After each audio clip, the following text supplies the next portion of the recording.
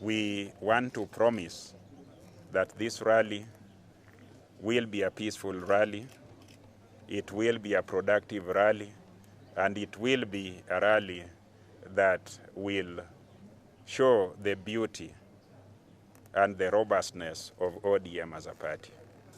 We intend to have a peaceful assembly. We intend to have all of us be there, and that's why we picked on Kirembe grounds.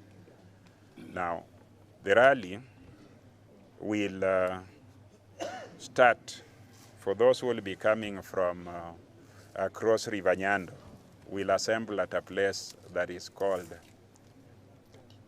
Katito. For those who will be coming from this side of the town, we will all meet at Kondele. And from those of us who will be coming from Siaya and beyond, we will meet at Holo. We will reach Holo Kirembe grounds at 12 o'clock. We'll all be assembled there, and it will be an interesting day. I want to state for those who may not know,